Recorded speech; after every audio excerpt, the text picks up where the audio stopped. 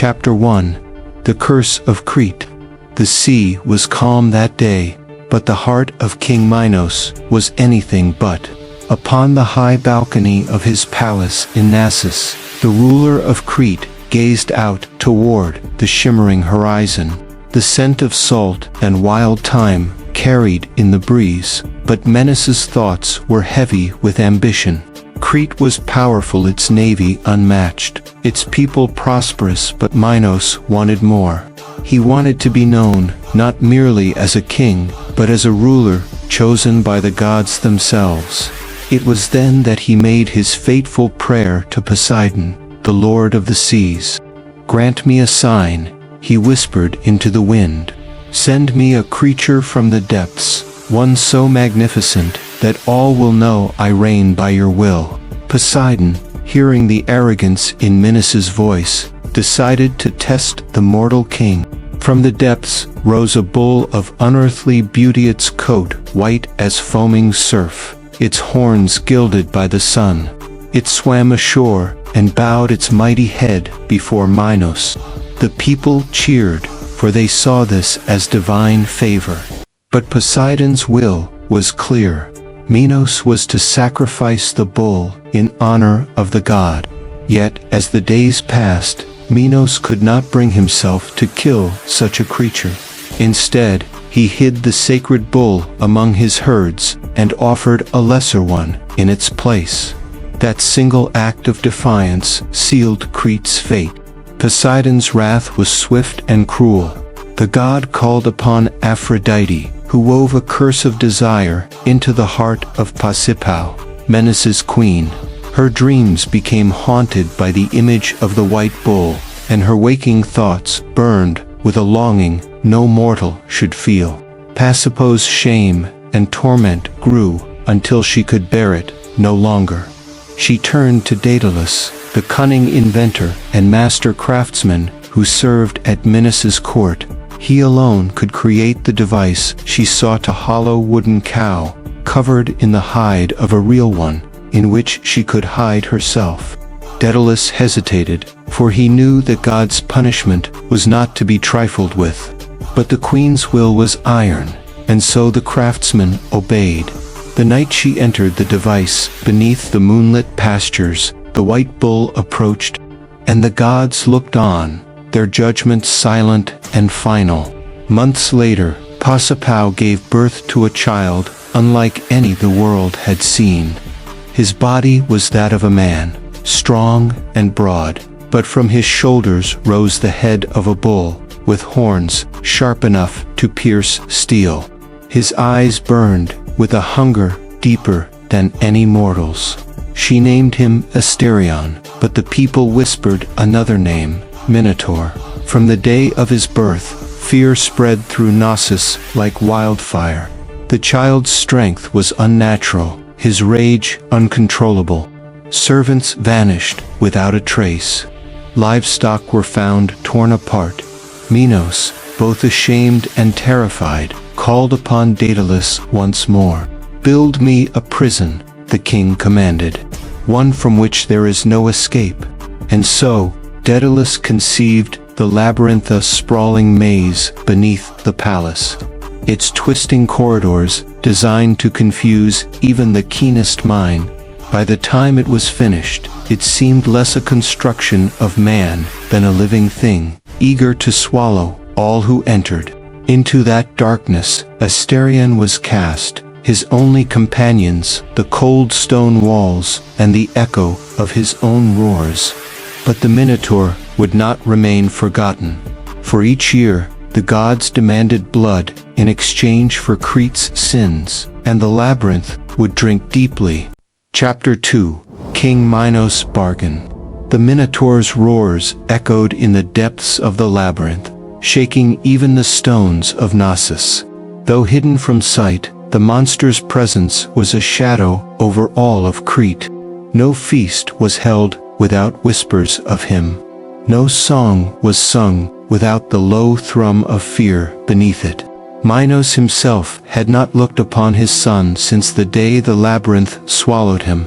Yet in the quiet hours before dawn, he would hear the distant animal howls rising from the earth, and his heart would tighten not with pity, but with dread. The gods were not satisfied with merely creating the monster.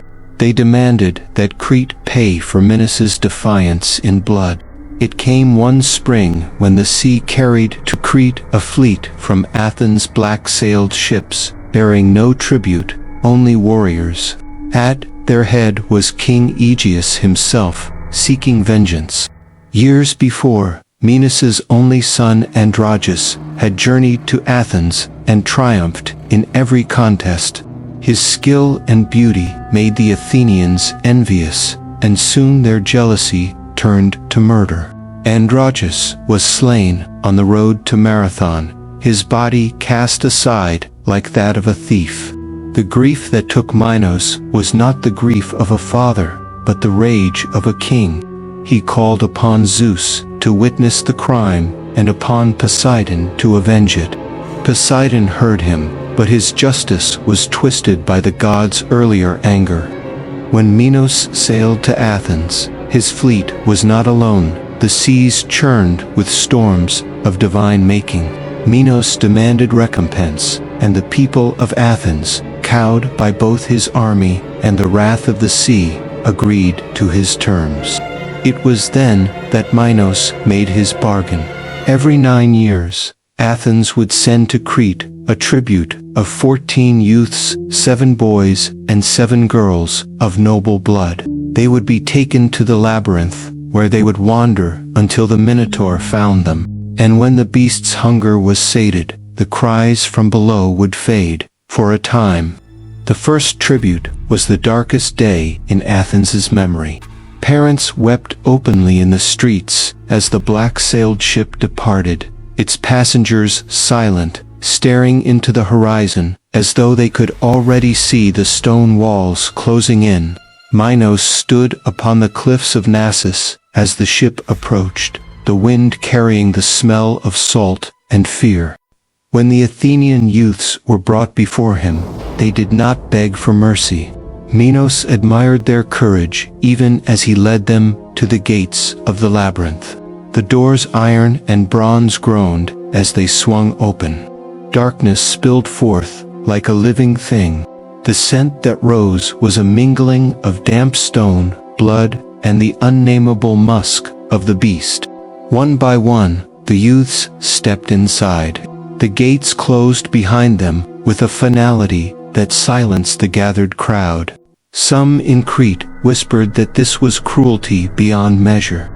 Others claimed it was justice that the Athenians had killed Androgeus, and now they paid the price. Minos silenced all dissent with a single glance. But in the deepest part of his mind, he knew the truth. This was not justice, nor punishment. This was the will of the gods, and their will was merciless. As the years passed, the tributes became a grim tradition. The people of Athens counted their lives by the years until the next black-sailed ship. The people of Crete learned to turn their faces from the weeping foreigners led through their streets.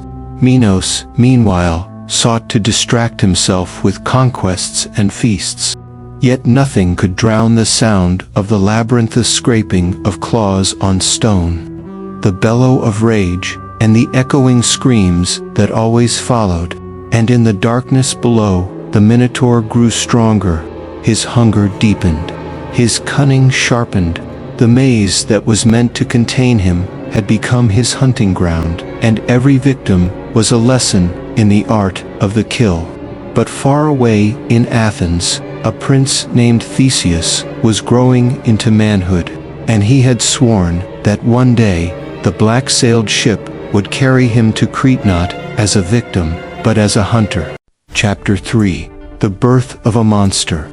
Long before the first black-sailed ship left Athens for Crete, long before the labyrinth swallowed its first victim, a storm of divine vengeance had already begun to brew. It began with a promise. King Minos, seeking to prove his right to the throne over his brothers, prayed to Poseidon, Lord of the sea. "Grant me a sign," Minos had said. and I shall dedicate to you the finest bull from my herds in sacrifice." The sea boiled, and from its depths emerged a bull of such beauty that the gathered crowd gasped. Its coat gleamed white as sunlit marble, its horns curved like crescents of polished ivory.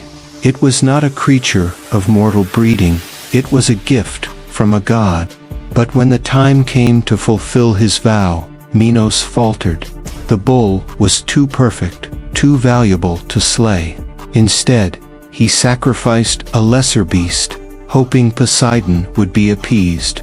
The god was not appeased. He was insulted. Poseidon's wrath did not fall upon Minos in open battle. No, the god's vengeance was subtler, crueler. He turned his gaze to Pasiphae, Minos' queen, woman of beauty and wisdom, daughter of the sun god Helios. One night, Pasiphae awoke with a dream unlike any other. In it, the white bull stood before her, bathed in moonlight, its breath warm against her skin. The dream did not fade with the dawn. Instead, it rooted itself in her mind, growing stronger each day, until it became a desire that burned like the sun in her father's chariot. Pasiphae fought it at first, horrified by the unnatural longing. But the more she resisted, the more the gods twisted her will. She knew this was no mortal madness, it was a curse. And there was no cure but surrender. Desperate, she turned to the court's master craftsman, Daedalus, a man whose hands could shape miracles from wood and bronze. She whispered to him the nature of her torment, and demanded he build her a vessel in which to fulfill it. Daedalus, bound by fear of the king and by the dangerous curiosity of genius, obeyed. He built a hollow wooden cow, covered it with the hide of a real animal, and placed it upon the green pastures where the bull grazed. What followed was a thing never meant for mortal eyes, and from that union mingling of mortal flesh and divine curse Pasiphae conceived a child. When the time of birth came, the midwives fled in terror. The creature they saw was neither man nor beast. Its body was broad and powerful, shaped like that of a man, but from its shoulders rose the head of a bull, eyes dark and burning, breath steaming in the cool air. Pasiphae wept, not for shame, but for love. For, despite its monstrous form, this was her child. She named him Asterion, the Starry One, for she believed the gods had written his fate among the constellations.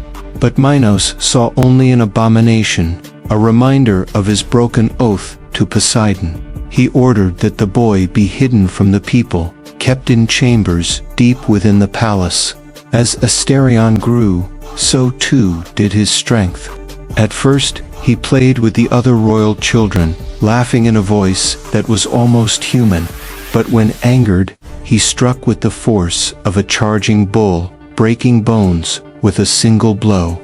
Then came the first death, a palace servant, found in a shadowed corridor, his body mangled beyond recognition. Minos knew then that his son could not walk freely among men. It was Daedalus who offered the solution, the labyrinth, a maze so vast, so cunningly designed, that even Daedalus himself might not escape without a guide.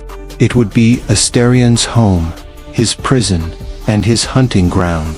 The day the boy was led inside, Pasiphae clung to him, her tears soaking the coarse fur on his shoulders.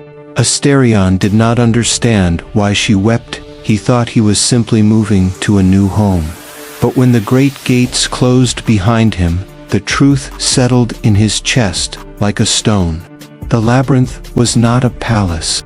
It was a tomb that breathed. And so the Minotaur was born, not in the moment of his mother's curse, nor at his first breath, but in the silence that followed those closing gates. Chapter 4. Theseus sets sail.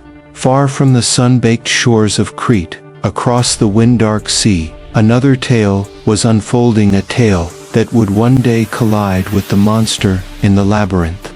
In Athens, the people lived under a shadow. Every 9th year, a black-sailed ship would depart the harbor, carrying 7 young men and 7 young women to Crete. None returned. They were tribute to King Minos, a grim payment for a war long past. The people whispered of what awaited them there: the labyrinth, the beast, the screams that faded into silence. But none dared speak the creature's name aloud. Theseus, son of King Aegeus and heir to Athens, had grown up with these whispers. Each tribute tore at him like a thorn. He had the blood of a king, yet felt powerless before this ancient debt. Until the day the lot was drawn again. The square was crowded, the air heavy with grief. Mothers clung to their children, fathers stared into the dirt.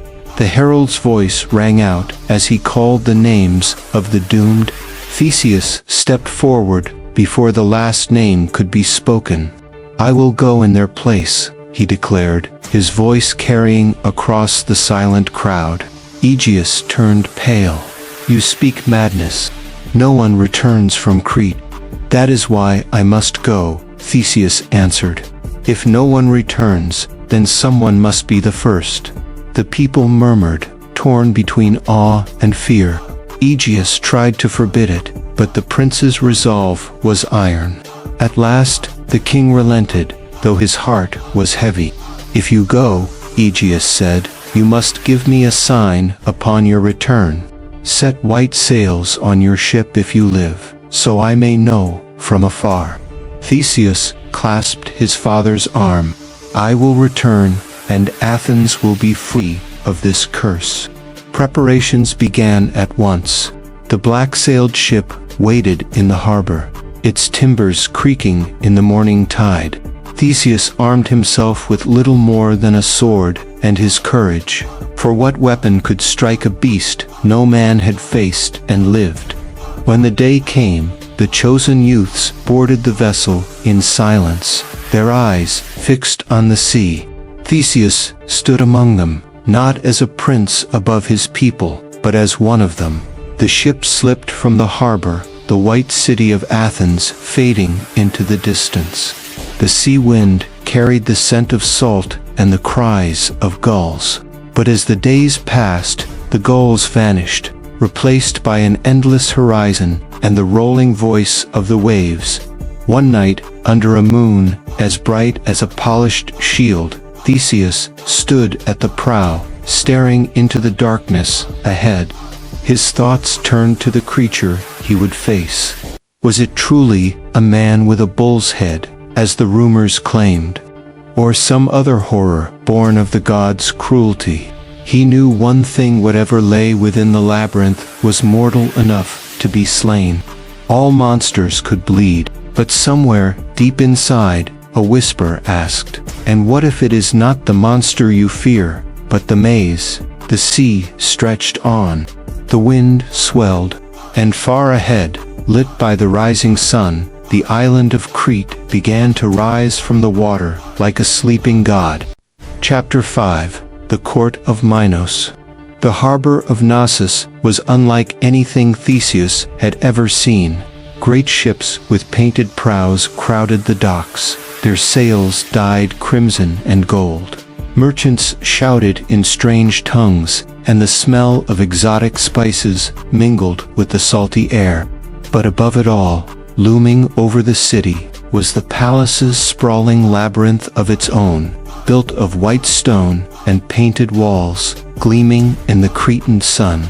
It was here that King Minos ruled, the man whose name carried both fear and reverence across the seas.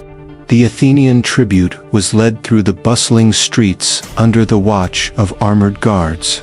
The people of Crete came to see them, not with pity, but with a curiosity that bordered on hunger. They whispered to one another, eyes lingering on the strong figure of Theseus at the front. The palace gates were carved with scenes of gods and monster Zeus in the form of a bull, Europa riding his back, Poseidon rising from the waves. The great hall inside was vast, its walls covered in frescoes of leaping bulls and dancers in mid-flight. The air was heavy with incense, and the sound of distant drums echoed like a heartbeat. At the far end, on a throne of ivory and gold, sat Minos. His crown was shaped like horns, and his eyes were sharp as a hawk's. To his right sat Queen Pasiphae, her beauty cold and unyielding. To his left, a young woman with eyes like the deep green of the sea Ariadne. Minos rose slowly, his robe flowing like a wave. "So," he said, his voice deep and steady, "Athens sends me its tribute once more. 7 youths, 7 maidens, as the bargain demands. Tell me, which of you is leader?" Theseus stepped forward. "I am.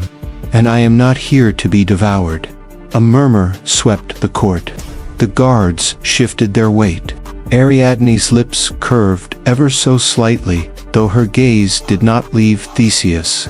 Minos studied him, his expression unreadable. "You speak boldly for a man who has come to die. Do you know what awaits you in the labyrinth?" "I know enough," Theseus replied. "Enough to face it." The king's eyes narrowed, but instead of anger, there was something else, a flicker of interest. "We shall see," Minos said at last. "Tomorrow night, you will enter the labyrinth. If you find your way out alive, Athens will owe me no more tribute. If you die—" His voice trailed off, and the meaning was clear. The Athenians were led away to their quarters rooms, high in the palace, but with barred windows and guards at the door. That night, as the moon cast silver light through the lattice, Theseus sat awake, thinking of the winding maze and the beast within. A soft sound at the door caught his attention. It opened just enough for a figure to slip inside Ariadne. Her face was half hidden by a hood, but her voice was low and urgent. "You cannot kill the Minotaur by strength alone," she whispered. "Even if you survive the beast, the maze will keep you until you starve." "Then tell me how to escape," Theseus said. She hesitated, studying him as if weighing his worth. "Meet me at dawn. If you truly mean to kill him, I will give you away." And with that, she was gone, leaving only the faint scent of myrrh in the air. Chapter 6. The Thread of Fate. The first light of dawn crept over Nasus, painting the palace walls in shades of gold and rose. The city below was still quiet, its streets empty save for the occasional merchant setting out his wares. But in a secluded courtyard within the palace, Theseus waited. The air was cool, carrying the scent of the sea. He paced in silence, listening for the sound of footsteps. When Ariadne appeared, she moved like a shadow, her white robe brushing the stone. "You came," she said softly. "I said I would," he replied. From within her robe, she produced a small bundle wrapped in linen. She placed it in his hands. It was a simple ball of twine, coarse but strong, and a short dagger with a bronze blade. "These are your salvation," she said.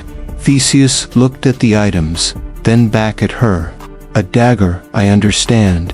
But string, the labyrinth is alive," Ariadne explained. "Its paths shift in the mind. You will lose all sense of direction within moments. Tie one end of this to the entrance and let it unwind behind you. When the beast is dead, follow the thread back to freedom." Theseus studied her, suspicion flickering in his eyes. "Why help me?" Ariadne's gaze held his. "Because I have seen what the labyrinth does to men. And because," she hesitated, "you are not like the others. You do not bow to my father's will." A moment of silence passed between them, heavy with unspoken thoughts. "If I succeed," Theseus said, "come with me. I will take you far from Crete." Her lips curved into the faintest smile.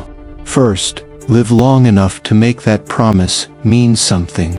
The sound of approaching guards cut the moment short. Ariadne stepped back, pulling her hood low. "Tonight," she whispered, "when the moon is high." Then she vanished into the palace corridors, leaving Theseus alone with the thread and the dagger. That night, the entire court gathered to witness the tribute's fate. Torches lined the path to the labyrinth's gate, casting long shadows on the ground. The air was thick with anticipation, as if the very walls hungered for the blood about to be spilled. Minos stood before the massive bronze doors, his voice booming, "Enter and meet your destiny." The doors groaned open, revealing only darkness beyond. Theseus stepped forward, his heart steady. Around his waist, hidden beneath his tunic, the ball of twine waited. He tied one end to the great bronze ring at the entrance, then let the thread unwind as he walked into the black mouth of the maze. The doors clanged shut behind him. The sound of the crowd faded. The torches were gone. And in the silence, Theseus could hear it, distant, slow, and heavy, the breathing of something vast. Chapter 7: The Heart of the Labyrinth. The darkness of the labyrinth was suffocating, a living thing that pressed in from all sides. The walls rose high above him, smooth and cold, their surface slick with condensation. Every step echoed in the narrow corridors, the sound bouncing back unnaturally, as though the maze itself whispered in mockery. The thread unwound behind Theseus in a pale trail, the only link to the world outside. His fingers brushed it constantly, a silent promise to Ariadne that he would return. The air was damp and heavy, and with each turn, the corridors seemed to shift. He would pass an archway, only to find it gone when he glanced back. The labyrinth's reputation for distorting the senses was no myth, it was a trap for the mind as much as the body. Then he heard it. A low, guttural snort, hooves striking stone. Theseus froze, listening. The sound came from ahead, followed by a deep, slow breathing, as though some great bellows worked in the darkness. The scent reached him, next rank, musky, the smell of beast and decay. He moved forward, every muscle tensed.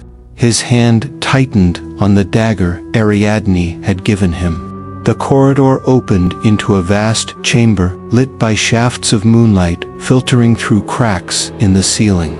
Dust floated in the pale beams, dancing like tiny spirits.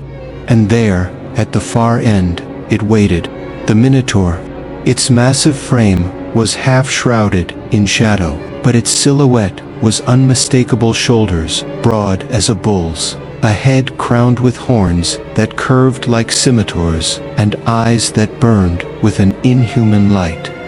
The creature's breath steamed in the cold air. It stepped into the light. The human chest rippled with muscle, but below the waist were the legs of a bull, hooved and powerful. Its skin was mottled with scars, some fresh, some ancient. Around its neck hung chains, rusted and broken, as if it had once been bound, but had torn itself free. The creature lowered its head, the horns glinting. A deep rumble came from its throat. Theseus stood his ground. "I am not here to run," he said quietly, though his voice was swallowed by the vast chamber. The Minotaur lunged. The first charge was like a boulder, rolling down a mountain unstoppable. Theseus dove to the side, the beast's horn grazing the stone wall where he had been standing a heartbeat before. The impact shook the ground, sending dust and fragments of rock raining from above. The beast turned, faster than Theseus expected, its eyes locked on him with an animal's hatred. It pawed the ground, breath coming in hot bursts. Theseus knew he could not win by brute strength. He needed to outthink it, to use the labyrinth itself as a weapon. He began to move backward, slowly, drawing the creature toward narrower corridors where its size would be a disadvantage. But the Minotaur was no mindless beast. It circled, cutting off his retreat. It had hunted before. They clashed again, the dagger flashing in the moonlight. Theseus struck at its flank, but the blade glanced off thick hide. In return, the beast's horn tore a shallow gash along his arm, warm blood dripping down to the stone. The Minotaur roared, the sound echoing through the maze, and for a heartbeat, it was as if the entire labyrinth roared with it. The battle had only begun. Chapter 8, Blood in the Moonlight. The Minotaur's roar still rattled in Theseus's chest as the beast lunged again, horns slicing the air with lethal precision. Theseus ducked low, feeling the rush of wind above his head as one horn missed him by inches. The chamber smelled of sweat, blood, and ancient stone. Moonlight spilled across the floor in broken patches, revealing the chaos of their struggle. Hoof prints gouged into the stone, streaks of blood marking every violent exchange. Theseus circled, forcing himself to breathe evenly. His left arm throbbed from the wound, but he could not allow his strength to falter. He studied the beast's movements, watching for a weakness. The Minotaur favored its right leg barely, but enough for a trained fighter to notice. The creature's eyes glowed like embers in the shadows, tracking him with predatory patience. It was in no rush. The labyrinth was its domain, and it believed time was on its side. Theseus feinted left, drawing the Minotaur's weight in that direction, then lunged right, slashing the dagger across its thigh. The blade cut deep this time. The beast bellowed in rage and pain, stumbling for the first time. But the victory was short-lived. The Minotaur swung its head violently, catching Theseus across the ribs with the flat of its horn. The force sent him crashing into the wall, his breath knocked out of him. Stars burst in his vision. It charged. Instinct took over. Theseus rolled aside at the last instant, the beast's horns smashing into the wall where his skull had been. The impact cracked the stone, leaving deep fissures. Dust rained down, and the Minotaur shook its head violently, momentarily dazed. Theseus pushed himself to his feet, heart pounding. He could feel Ariadne's thread pulling lightly at his waist, a reminder that there was still a way out if he could survive long enough to reach it. The Minotaur came again, slower this time, but with relentless power. They met in the center of the chamber, man and monster locked in a brutal contest of strength. Theseus pressed the dagger toward its chest, the creature's massive hands clawing at his shoulders. The stink of its breath was hot and suffocating. In desperation, Theseus drove his knee into the wounded leg. The Minotaur roared in pain, and in that split second, Theseus plunged the dagger into its side, just below the ribs. The beast staggered back, blood dark and thick spilling onto the stone. It did not fall. Instead, it straightened, its chest heaving, its eyes blazing brighter than ever. It was a look Theseus recognized, the refusal to die, the fury of a creature who had never known defeat. The moonlight through the ceiling crack seemed to narrow, focusing like a spotlight on the two of them. The labyrinth was silent now, as if holding its breath. The next clash would decide everything. Chapter 9, The Beast's Last Breath. The silence was heavier than the stone walls surrounding them. Theseus stood with his chest heaving, the dagger slick with blood in his hand. Across the moonlit chamber, the Minotaur lowered its head, its breath coming in ragged bursts. The wound in its side leaked thick black blood, pooling on the floor. Yet it did not retreat. The creature stepped forward, hooves striking the stone with a slow, deliberate rhythm.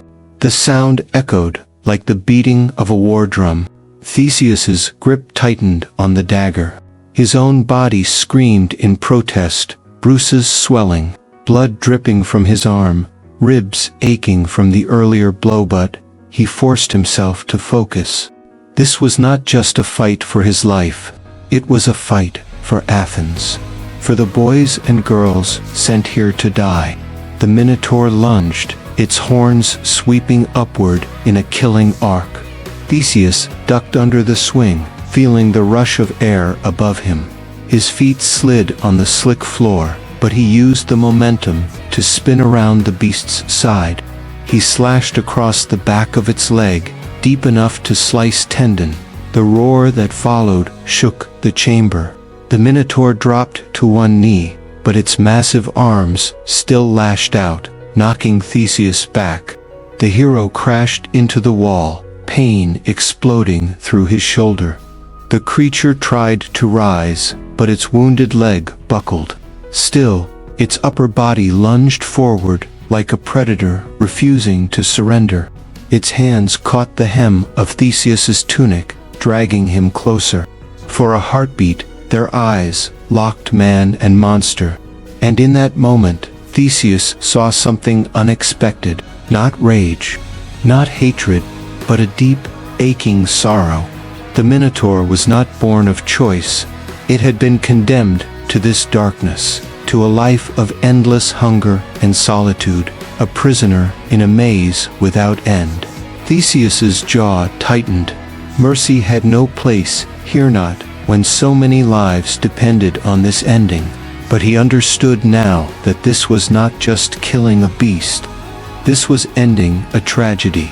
The Minotaur pulled him closer, its teeth bared.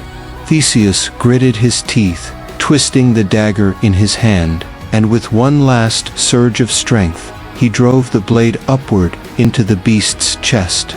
The cry that followed was not just pain, it was release. The Minotaur's grip loosened. Its massive body swayed, then collapsed to the floor with a thunderous crash that shook dust from the ceiling. The moonlight fell across its still form, and for the first time, the labyrinth was silent without menace. Theseus staggered back, his breath ragged.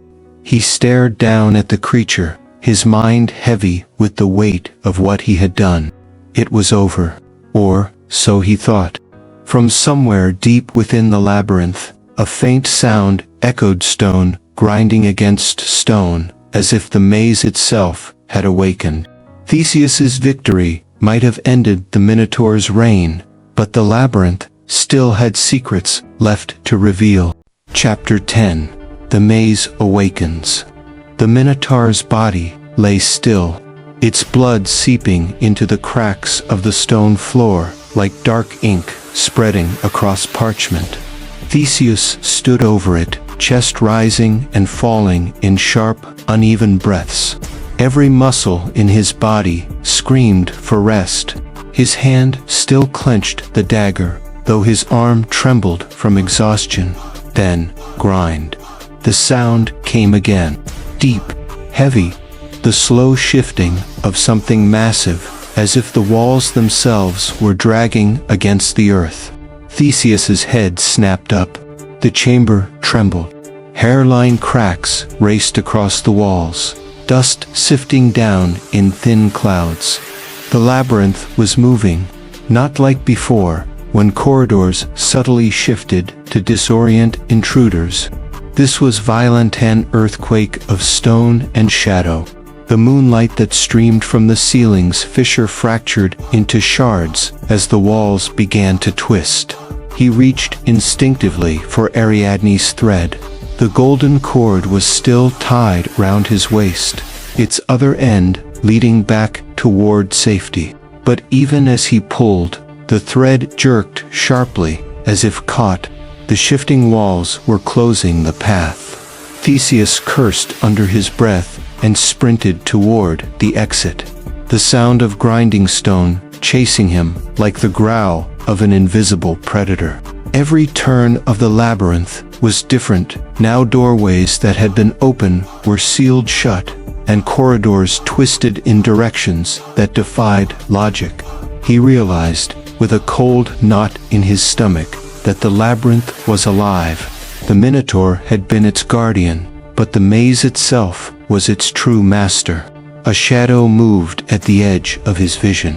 Theseus froze, dagger raised, but no beast emerged, only the shape of walls sliding into place, forming new passages. Still, the sense of being watched was unmistakable, as if the maze's very stones had eyes. The ground buckled under his feet, nearly throwing him to the floor. The golden thread jerked again, slipping through his fingers until he seized it tight. If he lost it now, he would vanish into the maze forever. Up ahead, the walls parted briefly, revealing a narrow corridor lit by flickering torchlight. He didn't think he ran. Behind him, the Minotaur's corpse vanished from sight as a wall sealed off the chamber entirely, swallowing the evidence of his battle. In its place was silence, heavy and unnatural. Theseus kept moving, his mind racing. If the labyrinth could change so drastically, then even Ariadne's thread might not be enough. Every second he lingered, the maze had more time to trap him. Then, from the darkness ahead, he heard something that froze his blood. Footsteps. Slow, heavy, not human. The Minotaur was dead. So what was walking toward him now? Chapter 11. The Shadow That Follows. The torchlight ahead wavered as if it too feared what approached. Theseus tightened his grip on the dagger, his body tense. Every instinct screamed at him to run, but his feet held their ground. He had faced the Minotaur and lived what could be worse. Then the sound came again. Step, step, step, slow, measured, heavy enough to make the stones beneath his feet hum faintly. From the darkness, something emerged. At first, it was only a silhouette taller than any man, its frame shifting unnaturally, as if its bones were not bound like human ones. A pair of eyes glowed faintly, not with the fiery rage of the Minotaur, but with a pale, ghostly light. It stopped just beyond the reach of the torch. Theseus took a step forward, but the moment his foot touched the stone, the light dimmed. The air grew colder, so cold it burned his lungs. Then it spoke. "You killed my jailer." The voice was neither man nor beast, it was the sound of stone grinding against stone, of wind whispering through tombs. Theseus's heart pounded. "Who are you?" A low chuckle reverberated through the corridor. "The one who was here before the beast, before the king who built this prison. I am the first secret of the labyrinth." As it stepped forward, the torchlight finally revealed its form. It was humanoid, but impossibly tall, its skin carved from black marble, veined with faintly glowing lines, like cracks in cooled lava. Its hands ended in clawed fingers that scraped lightly against the wall, leaving deep grooves. Around its neck hung a chain of bronze links, broken in one place. The thing tilted its head slightly. "When they brought the Minotaur, they locked me deeper within. Your battle has broken the seals." Now, it smiled a slow, chilling curve of its mouth. "Now I am free." The golden thread around Theseus's waist twitched violently, pulling him backward, as if Ariadne herself was urging him to flee. But the shadow took a step closer, and the corridor behind Theseus slammed shut. The labyrinth was no longer shifting to trap him, it was helping this creature hunt. Theseus raised his dagger. "If you think I'll be your next victim." The thing moved. In an instant, it was inches away, its cold breath washing over him. "Oh, hero," it whispered, "I don't want to kill you. I want you to lead me out." Chapter 12. The Maze's True Master. The creature's marble-like fingers brushed lightly against the golden thread around Theseus's waist, almost reverently. "This cord, it is your path to freedom, and now, mine." Theseus yanked the thread away, stepping back. "I'd sooner cut it than let you escape." The thing's glowing eyes narrowed, but it didn't strike. Instead, it moved slowly in a circle around him, every step making the floor tremble. "You think I am a monster like the Minotaur. I am not." It leaned closer, its voice dropping to a hiss. "I am far worse. And if I leave this place, the gods themselves will remember my name in terror." The labyrinth groaned around them, walls shifting to form a spiral path, guiding them toward a faint glow in the distance, the exit. Theseus's chest tightened. The maze itself wanted this creature freed. He thought of Ariadne waiting outside, the promise of the sea, the freedom he'd fought for. But in his mind's eye, he also saw cities burning, rivers running black, the sky choked with ash if this thing ever set foot beyond the labyrinth. The creature tilted its head, studying him. "Do not think yourself my equal, hero. The gods themselves chained me here. But you could be the one to unchain me. Imagine your name etched into eternity as the man who set free the first secret of the labyrinth. Theseus," he said firmly, "will be remembered as the man who stopped it." He moved in one fluid motion, cutting the golden thread with his dagger. The strand's glow flickered and died, the only tether to safety severed. The labyrinth shuddered violently. The creature roared, a sound so deep it shook dust from the ceiling. "Fool! Without that thread, you will never leave." "Then I'll make sure neither of us does," Theseus said, gripping his dagger and lunging. The fight was unlike his battle with the Minotaur. This thing moved like a shadow given flesh, its claws striking sparks from stone, its voice whispering in his mind, promising glory, power, escape. But Theseus held firm, driving it back toward a narrow chamber.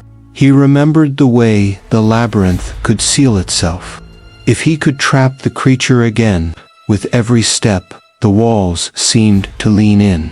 He shoved the thing into the chamber, darted out, and slammed the bronze gate shut. At once, the stones shifted, sealing the doorway behind a wall of solid rock. The roars on the other side faded, replaced by an eerie stillness. The labyrinth sighed a sound of ancient displeasure and went quiet. Hours later, Theseus stumbled into daylight, not by the thread, but by instinct and sheer will. Ariadne ran to him, eyes wide with relief. "Where is the Minotaur?" she asked. Theseus smiled faintly. "Dead. But the real monster is still in there." And as he boarded the ship that would take them away from Crete, he cast one last glance back at the palace above the labyrinth.